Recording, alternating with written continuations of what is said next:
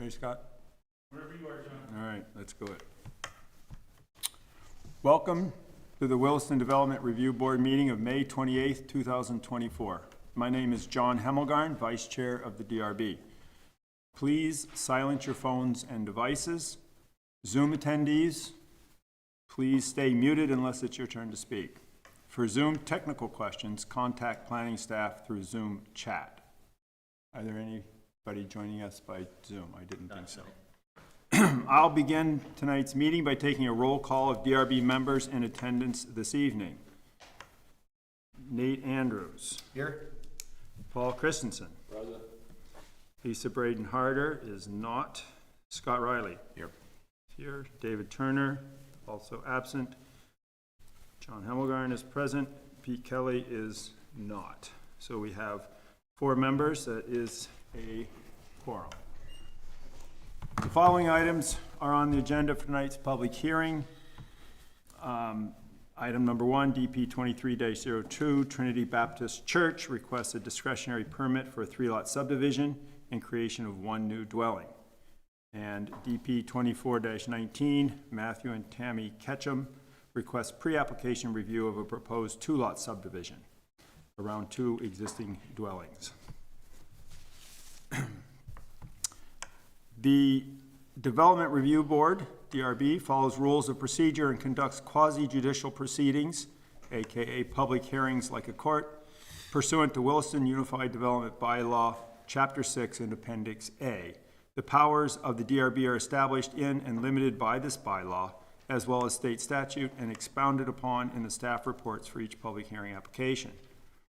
As volunteer public officials, we are held to the standards of the Williston Volunteer Policy and the Williston Conflict of Interest Ordinance. For any public hearing item tonight, does any member wish to be excused on account of a conflict of interest? Good. Does any member wish to report an ex parte contact?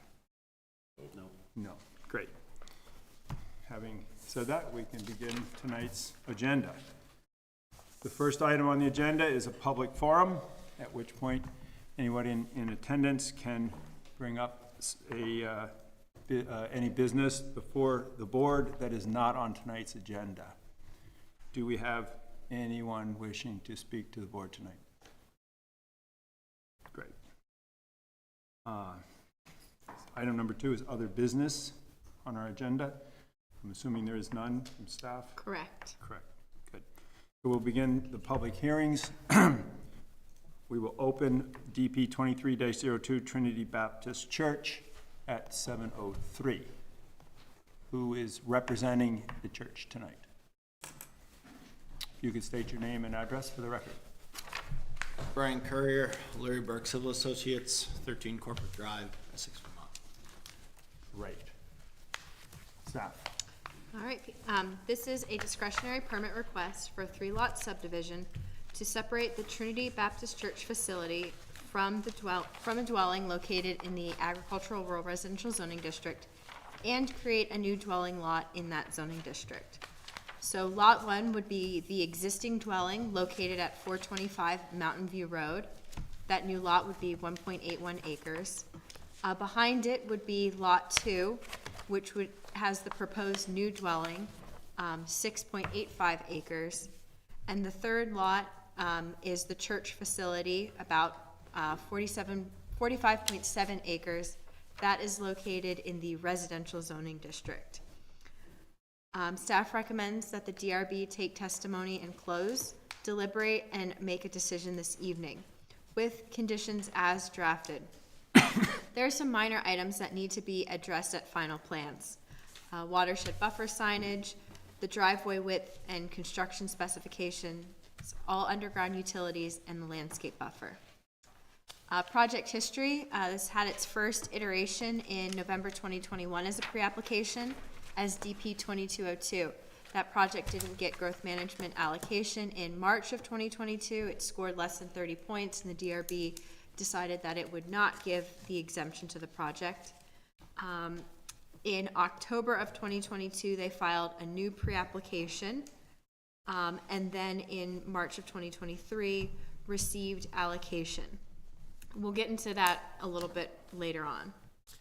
I do want to note that DP 22-01, which was the 58-unit project in the residential zoning district, a completely different project from what we're reviewing tonight, but I have gotten a couple questions from abutters about it. That project is a separate application, and it did not meet the deadline to file a discretionary permit. So that other 58-unit project, nobody needs to worry about tonight or in the medium-term future. In terms of advisory boards, the Conservation Commission did review this application. Their recommendations are included as a condition. Public Works and Fire also commented. The fire department comments come with the standard limitation that it is a plan review standard, not a policy, so they can only be enforced to the extent that they comply with the bylaw. And we'll get into that a little bit later on with the driveway. No comment letters were received at the time of mail out. I did receive an email from an abutter today. And I forgot to bring copies for you, but it will be available on the website. In terms of all the pre-application items, things comply. They provided a habitat disturbance assessment as they were required by Conservation Commission recommendations. They're limiting forest clearing only to the septic mound system. They're showing the half-acre building envelopes. And there's no development proposed in those watershed protection buffers. In terms of the dimensional standards and development pattern of the agricultural rural residential zoning district, standard conditions as proposed. The parcel is less than 10.5 acres, so they're not required to do that open space set aside, and setbacks comply. Growth management. So this project received allocation in March 2023, prior to the October 2023 amendments to Chapter 11. So that's when inclusionary zoning was adopted and the exemption thresholds were expanded. So rather than a project having to go to the DRB to ask for an exemption, it's automatically in the bylaw what projects can and cannot be exempt from growth management. So this project can now proceed from pre-application to discretionary permit without consideration of that past growth management score. Where that mainly comes into play is a multi-use path easement along the very short Mountain View Road frontage. I believe it's 50 or 80 feet of road frontage where the driveway intersects Mountain View Road. That was provided as part of the growth management score, but is no longer a requirement of the bylaw. Chapter 13, access, compliance is anticipated. The fire department did request a 14-foot wide driveway. The site plan is showing 12. So there's a condition of approval that that recommendation be added and shown at final plans. Otherwise, everything else complies with the length. Pull-offs are not required. Addressing is handled through a separate ordinance. As well, final plans must also show that the first 30 feet back from Mountain View Road is paved. Parking standard, each home has sufficient off-street parking for vehicles and bicycles. On-site infrastructure, so this property is served by municipal water and a private septic system. At final plans, they'll need to show all underground utilities, including electrical and telecommunications. I believe the existing home is already underground. Density complies as proposed. So the density analysis would permit up to 3 dwelling units where they're proposing 2, 1 existing and 1 proposed. Landscaping, condition 8A is included. So a type 4 buffer must be shown at final plans. At pre-app, staff recommended a type 3 or 4 buffer along the western side of the existing driveway and a type 3 buffer along the eastern boundary, along that eastern side of the driveway. The site plan refers to a 50-foot type 1 buffer on all sides. However, that buffer is only applicable where there's existing forest. In this case, it's mowed lawn, so they'll have to do some plantings, which is mainly a couple major trees and understory trees per 100 feet. Street trees are not required. This parcel only has 60 feet of frontage on Mountain View Road, and it's not appropriate along the Mountain View Road. Conservation areas complies as proposed. The habitat disturbance assessment found no direct impact to core habitat or the wildlife corridor. And clearing is very limited, just to that proposed wastewater mound system on the northern end, of the proposed lot. Chapter 29, Watershed Health. A condition is included from the Conservation Commission.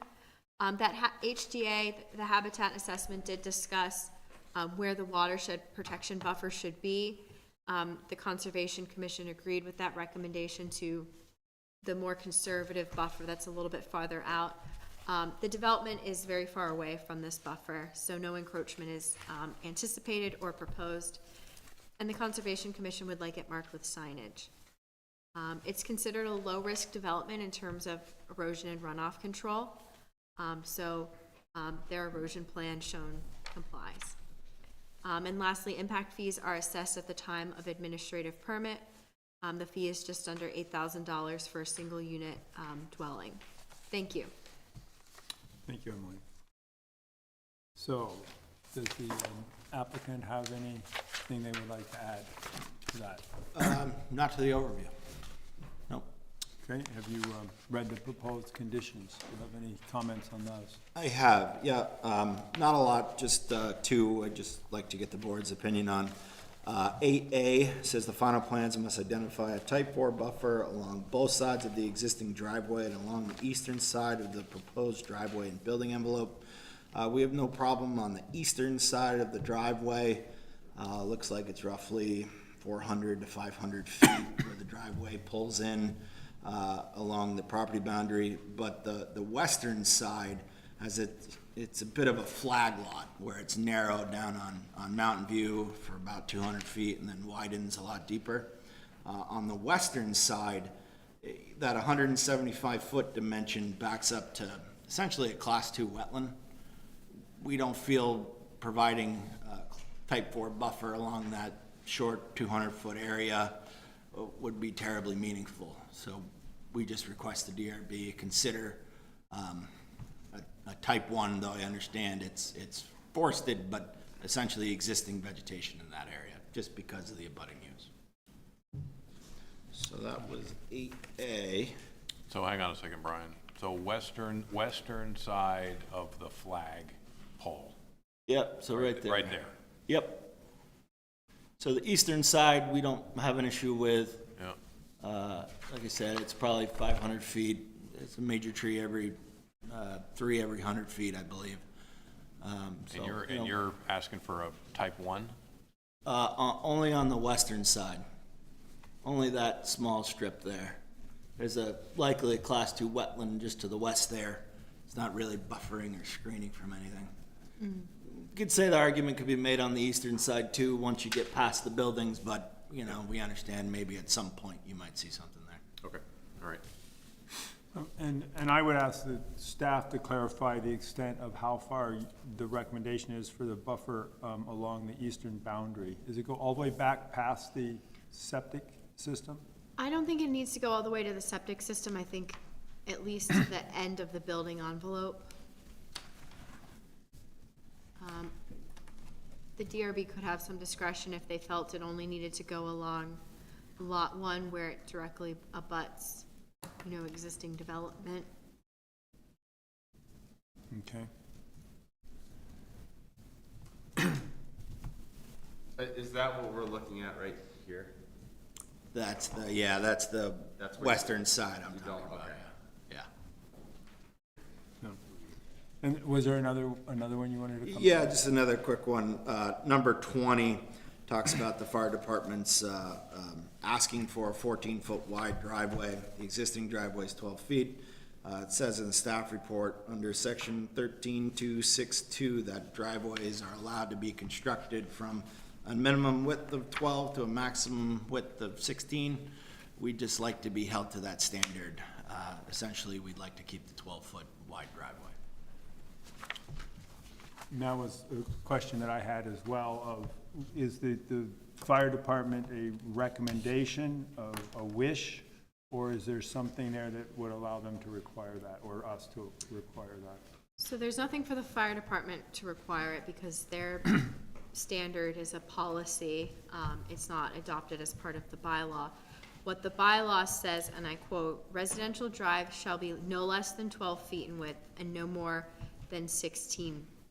So it doesn't say, like, the DRB shall choose, but it's left vague, where I think the DRB could choose, the applicant could propose something in that range, the DRB could require something in that range, and it's approvable.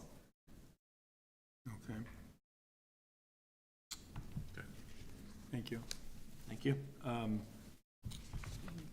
Before I turn this to the board, a question about the correspondence from the abutter.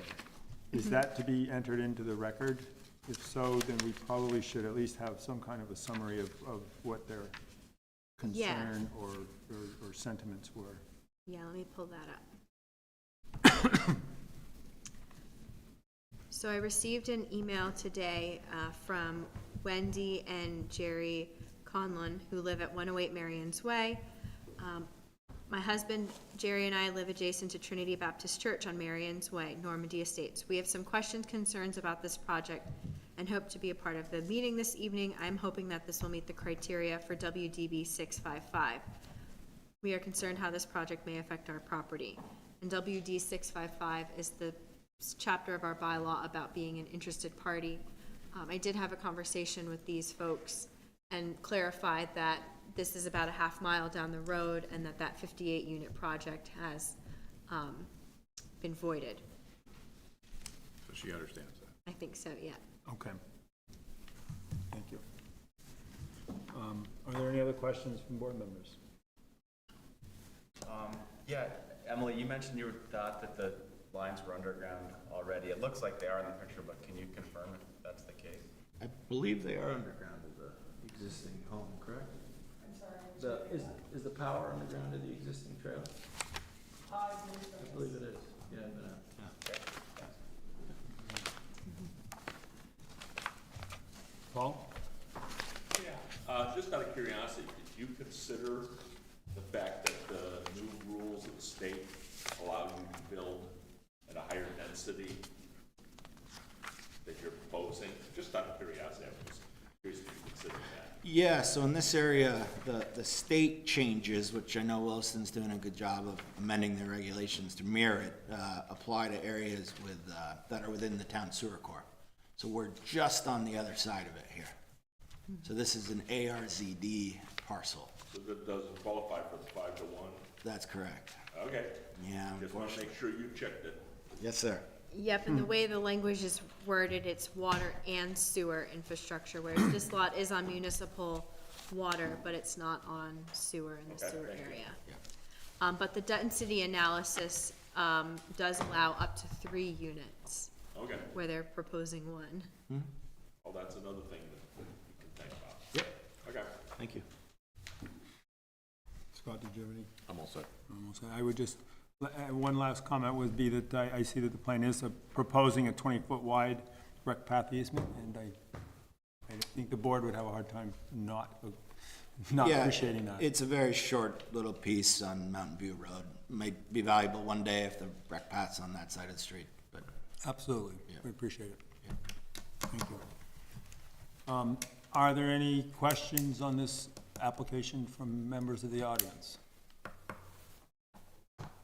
No, no. One last chance for the board members? No? All right, well then I'd like to close this hearing at 7:18 PM. Thank you for your time. thank you.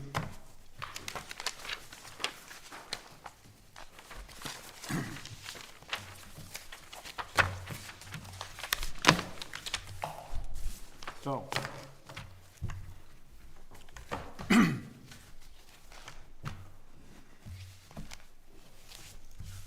All right, moving on.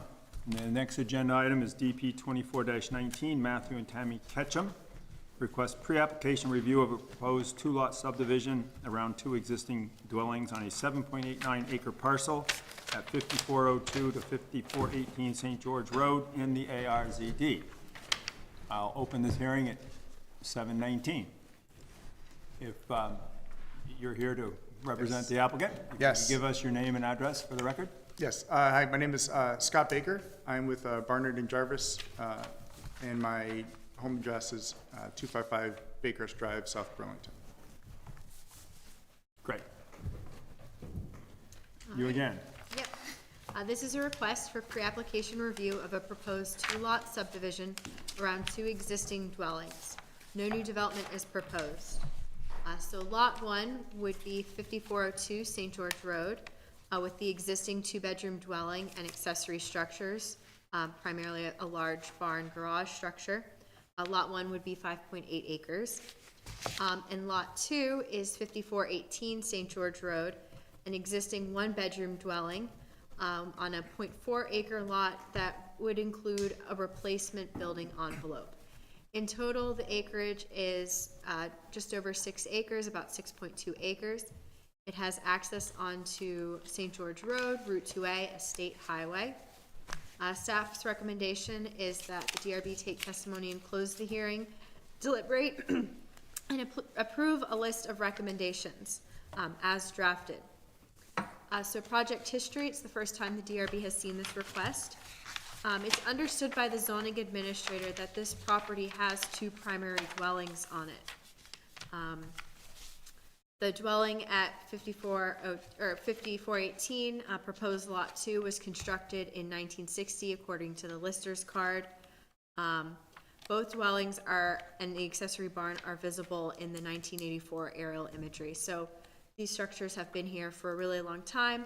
I did some digging through the permit record. In 92, there was a permit to replace the mobile home with a different mobile home. And then again in 2018, there's no more original documents, but from the lister's card and aerial imagery, I have sufficient evidence to believe that these are two primary dwellings that have been here for a really long time, definitely before our current iteration of zoning. Conservation Commission did not comment on this application, though there are wetlands on the property that are being addressed. Public Works and Fire commented. Fire comments come with the typical limitations. Here also is their request for a 14-foot wide driveway. Their other comments cannot be enforced by the Unified Development Bylaw, though I do note that addressing is handled through a separate town ordinance. No comment letters were received at the time of mail out last Thursday. Oh, I'm realizing I'm not screen sharing, sorry guys. All right. And no comment letters were received up until this evening either. So in the Ag Rural Zoning District, compliance is anticipated with the setbacks, a 50-foot front yard setback, 15 feet side and rear setbacks, and then wetland buffer setbacks, also 50 feet. This parcel is less than 10.5 acres, so they're not required to do that 75% open space subdivision where, as a separate lot. They do show where these open space areas are on the site plan. So vested rights, non-conforming lots, uses, and structures. This property has several existing non-conformities that are addressed by the subdivision. So both homes are in the front yard setback. Lot 1, the dwelling is partially in the setback. No changes to that home are proposed, and there's ample space on Lot 1 where if that home, for whatever reason, needs to get out of the setback, there is space to do so on proposed Lot 1. Lot 2, the entire house is within that 50-foot front yard setback as well as the 50-foot wetland buffer. Some of the parking is even within the state highway right-of-way. So Lot 2, that existing home site, is extremely non-conforming. And Lot 2 is designed with a replacement building envelope that complies with the setbacks. If the non-conforming structure goes away for more than a year, this proposed lot could still accommodate a dwelling and have a future replacement site area. At discretionary permit, the site plan and plat do not need to include the language, quote, use of non-complying structure gravel drive to be discontinued upon substantial damage or abandonment for more than 1 year. So our bylaw does not use that language of substantial damage or abandonment. If a structure is demolished or destroyed, that homeowner has 1 year from that date of destruction or demolition to get a new permit to rebuild. So this home, you can rebuild that little 1960s home exactly where it is. It can't get any bigger in that setback. Or you could abandon that home, remove it, and build something new in the replacement building envelope. I'm gonna interrupt you just, I wanna look at these folks and say, do you understand what you were just saying? Yeah. Great. Access compliance is anticipated. So this proposal will give Lot 2 shared access onto one driveway rather than having two driveways. There would be one in the future. At discretionary permit, we would need a letter of intent from Vermont Agency of Transportation. Parking and loading also complies. Each home will have adequate vehicular and bicycle parking. And Lot 2 replacement area does anticipate parking in compliance with the setbacks. On-site infrastructure compliance is anticipated. Both dwellings are served by a shared private well and have separate septic systems. The applicant is working on state water and wastewater permits, and those will be provided at discretionary permit. Maintenance, a maintenance agreement is not necessary, so for this type of subdivision with two single-family homes, snow storage and trash removal is handled individually and not subject to DRB review. Density compliance is anticipated. So this is being viewed as an open space subdivision for the purpose of density, which allows a minimum lot size of down to about 1/3 of an acre. What the bylaw says is smaller parcels in the ARZD may be developed using an open space pattern, but where it is proposed must be approved by the DRB in pre-application review. I do note that these two dwellings are pre-existing, and if proposed today, the density analysis would not support two dwellings on 1.4 unconstrained acres. So in Chapter 19, our density analysis calculates out steep slopes and wetlands. There and waterways, there's a lot of that on this lot. So 6.2 acres total, 1.4 acres unconstrained. But these two homes have been here for a really long time and predate our current zoning, so they can remain in perpetuity. Conservation areas, compliance is anticipated. A habitat disturbance assessment is not required. There is some significant wildlife habitat and travel corridors mapped on the property. However, they are in conjunction with the stream and wetlands. No new development is proposed at this time, and Lot 2 building envelope for a future replacement dwelling is within the existing lawn area. So we felt that this application didn't need further Conservation Commission review because we're staying to the existing home site area. Watershed health at discretionary permit, that confirmed wetlands delineation must be provided. And the building envelope on Lot 2 must continue to remain outside that buffer area, including its parking and yard. What follows is a list of recommendations. Thank you. Great, thank you. So, do you have any comments or Yes. follow-up you'd like to make? Yes, absolutely, I'd love to. So I'd like to start out by, again, saying my name is Scott Baker. I'm here with Matt and Tammy Ketchum, the homeowners. And I'd like to say thank you to Emily and Andrew for their efforts in the pre-staff meeting, to get us to this point here. And I think Emily's done a great job of summarizing the history of this property and some of its unusual conditions here. This subdivision isn't one, is unlike many of the 2 or 3 lot subdivisions that we'll typically do, where you've got an existing house and someone's looking to build a house or two and for their kids or to, for extra profit or what have you. This one's really different. As Emily said, it's a 6.2 acre site, and about 75 to 80% of the site is entirely within the Sucker Brook river corridor and wetlands and their 50-foot buffers. The existing development is really just confined into that 1.4 acres or so of the northeast corner, and it has a number of non-complying conditions, and we're here tonight to try to improve that. I see this more as a puzzle to be solved, because we have 2 pre-existing single-family residences within setbacks, 2 accesses, one of which backs directly onto Route 116. And the reason why we're here tonight is to try to make sense of this. And try to create a subdivision that creates a viable parcel for each residence, not only for it to continue operating currently, but also in the event that the either of the residences needs to be replaced in the future, that there's space to do so, that these don't become unviable lots. And I think that we've really come up with a good plan of how to do that in terms of a concept. We looked at with staff about the two different ways to kind of to try to structure this, and this kind of open space subdivision that would propose the entire wetland complex and its buffer to be an open space area, approximately 4.8 acres, with the two lots total, and a dedicated building envelope for lot 2. It will eliminate one of those accesses and have a combined shared access space for complying structures.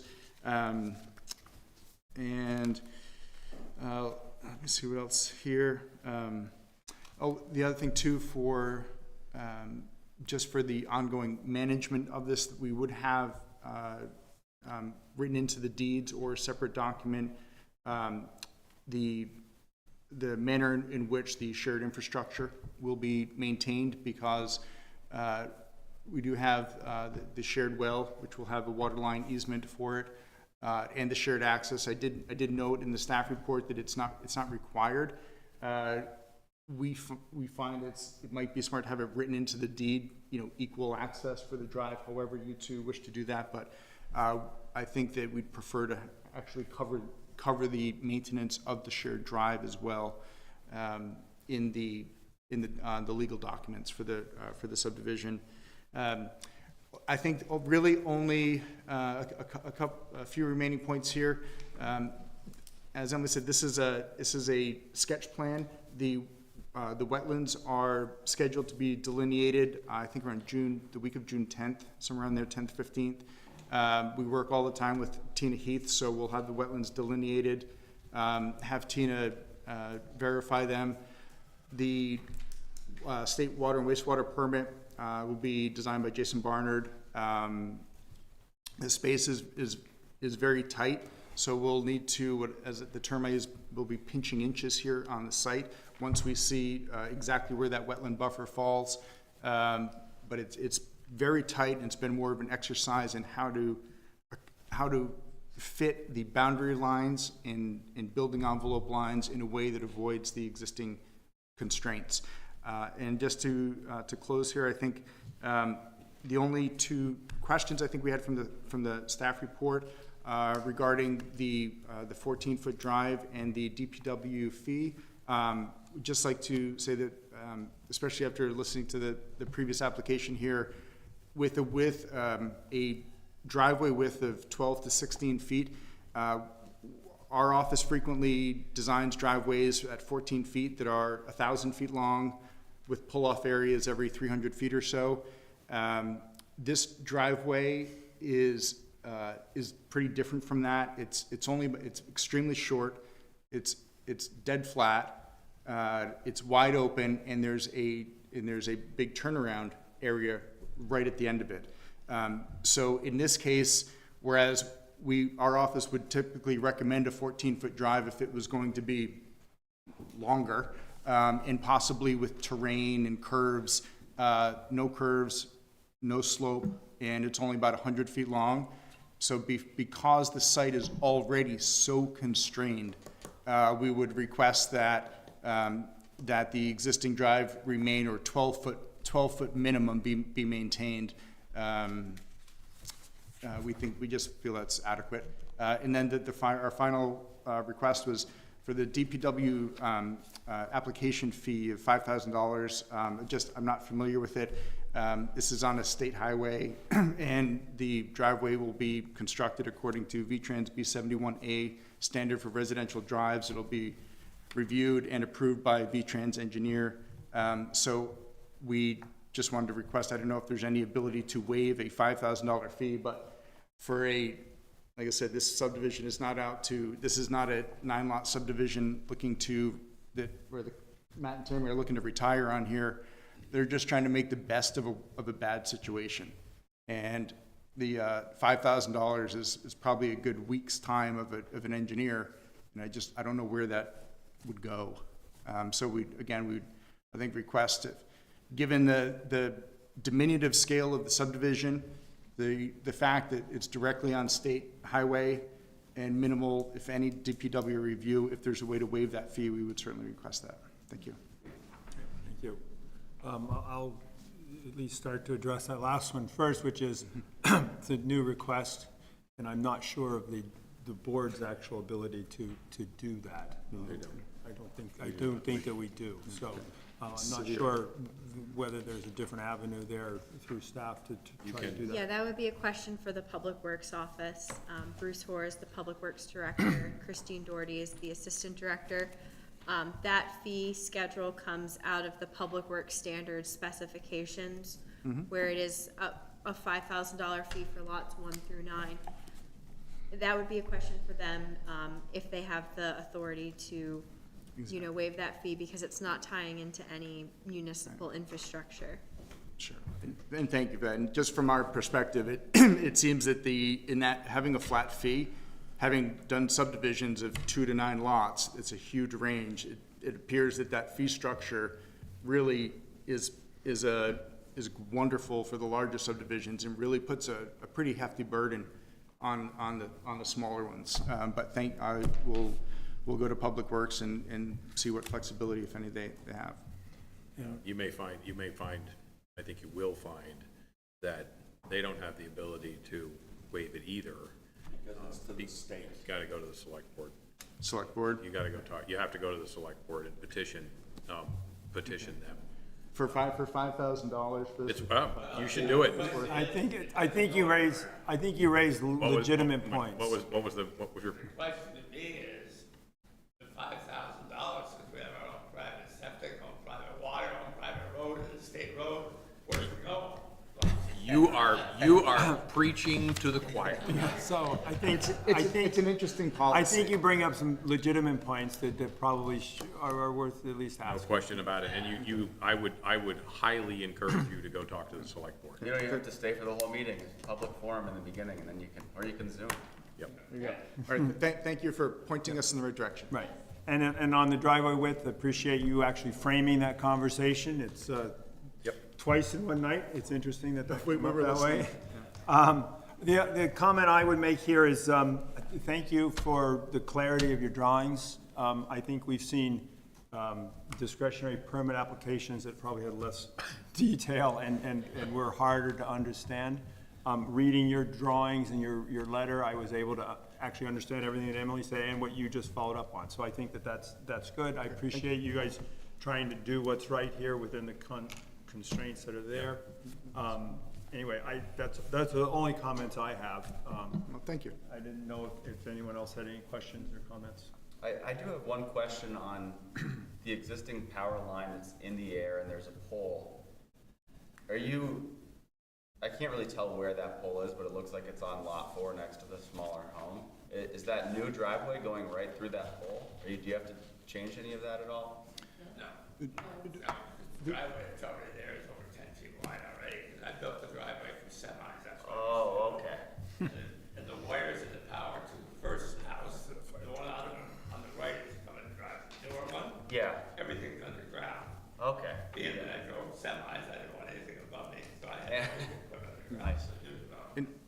And just to be clear, the gray hatch, the solid gray, smooth gray hatch that shows the existing drive coming in from Route 2A, I'm sorry, I called it 116, is the existing drive that our survey crew went in, shot in the edges. The proposed parking is 2 head-in spaces just off the northwest corner of the proposed Lot 2 house. So you'd enter from Route 2A about 100 feet and then turn left, and there are 2 head-in spaces. Yeah. That's the only new parking area that we're proposing, and that would allow those other spaces that back out onto 2A to be eliminated, but that gray hatch is the existing drive as our survey crew shot it in. So if I understand you, you're saying that this new common driveway already kind of exists, right? Yes, And you're taking out a driveway that does exist. Eventually, If worse comes to At worse, some if- point. eventually. If worse comes to Yes. worse, pitch that to the state. State loves to remove accesses to their road. They may be very pleasant to say, it's worth $5,000 to us to, kick that just so they can get rid of a curb cut. absolutely. Well, thank you for mentioning that, because yes. Second thing, this is the property that's right next to the church, right? Yes. Just want to make sure, okay, just want to make sure that I knew which one this is. And yes, this building has been there for long. Yes, Great. that's it, that is. Any questions from the audience? And I just did want to thank you for pointing that out. We did see we do feel that this is a step in the right direction. This will really clean up this property, and that's definitely one of the big advantages of eventually having a plan for that short driveway to be moved to the back of the house. I think it's a great little spot for it, even tucked behind the house, a little separation from the road. Should help. And the reason that they all mentioned to you about, you understand that if you tear the building down, you better build it back in a year.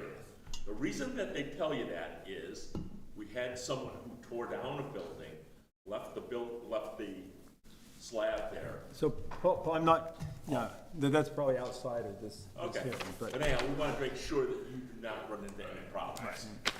yeah, I took care of That's why that. also we're doing the next building with an envelope permit, so that we can Right. be ready to build one right behind. No, I think this is wise planning on your part. So, absent any additional questions or comments from the audience, I think I'll close this hearing at 7:41. Thank you for your time and efforts. Great. Thank you so much. So, the board will go into, what do we call it? What do we call it?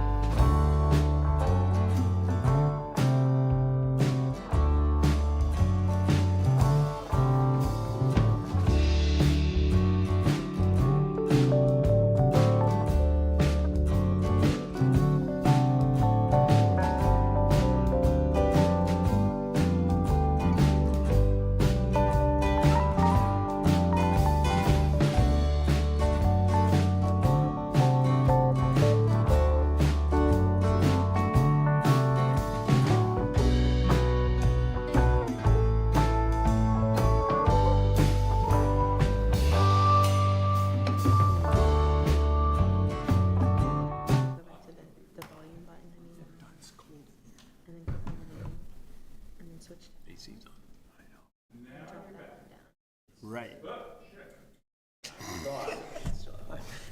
Was that on the recording? The Wi-Fi. That's not in the script. It's like that South Park. Internet? And he's gone. The internet has been extremely. I saw that your connection was unstable at one point. Huh? His connection was unstable at one point. I couldn't watch Netflix on my dinner break. Oh, no. Set If of- only we had a tower at the. If only, yeah, if only there was good cell signal, I could Recording in progress. watch Netflix. Freaking cough. 8 weeks.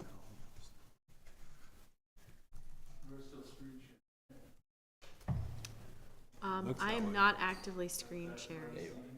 Oh, I am screen sharing. What am I screen sharing? We're starting over. 2302. Great. Welcome back. The board has finished its deliberative session, is back in session at 8:12 PM. I would like a motion on DP 23-02 Trinity Baptist Church. Sure. As authorized by WDB 6.6.3, I, Nathan Andrews, move that the Williston Development Review Board, having reviewed the application submitted and all accompanying materials, including the recommendations of the town staff and advisory boards required to comment on this application by the Williston Development Bylaw, and having heard and duly considered the testimony presented at the public hearing of May 28th, 2024, accept the findings of fact and conclusions of law for DP 23-02, and approve this discretionary permit subject to the conditions of approval above. This approval authorizes the applicant to file final plans, obtain approval of these plans from staff, and then seek an administrative permit for the proposed development, which must proceed in strict conformance with the plans on which this approval is based. We will be modifying some of the conditions as follows. Condition 8A will read, final plans must identify a type 4 buffer along the eastern side of the existing and proposed driveway and building envelope. And condition 20 will read, the driveway width shall be 12 feet wide and final plans must also include a driveway section in compliance with the construction of residential driveway standard per WDB 13.2.6. And that's everything. Thank you. Do I have a second for that? I'll second it. Scott Riley seconds that. Any discussion on this item? No. In which case, let's do a roll call vote. Yay or nay? Nate? Yay. Paul? Yay. Scott? Yay. And the chair, or the vice chair in this case, is a yay as well. That's a 4-0 vote, and the motion passes. Do I have a motion for DP 24-19? Yes, as authorized by WDB 6.6.3, I, Paul Christensen, move that the Williston Development Review Board, having reviewed the application submitted and all the accompanying materials, including the recommendations of the town staff and the advisory boards required to comment on this application by the Williston Development Bylaw, having heard and duly considered the testimony presented at the public hearing of May 28, 2024, accept the recommendations for DP 24-19, and authorize this application to move forward to discretionary permit review. There's one change. We are eliminating the 3B part of the recommendations and motions. Thank you, Paul. Do I have a second? I'll second. So, Nate Andrews seconds. Any discussion? Great. Yay or nay? Nay. Yay. Paul? Yay? Scott? Yay. John Himmelgarn is a yay. Motion passes. 4 yays, 0 nays. Good on that one. Do I have a motion to accept the minutes of the May 14th meeting? I'll make the motion. All right, as written, I assume? Yep. Great. Do I have a second? Second. Thank you, Paul. Any discussion on that? All right, then let's vote. Nate? Yay. Paul? Yay. Scott? Yay. And I am also a yay, 4-0, motion passes. Any other business here? I guess the only one I would question is why is other business under Roman numeral number 2? It's a little late for that. It is, but anyway, just for future, I don't know why that's A on. typo. From last meeting. Great, so a motion to adjourn, So moved. thank you, Paul. Second. Second. All in favor?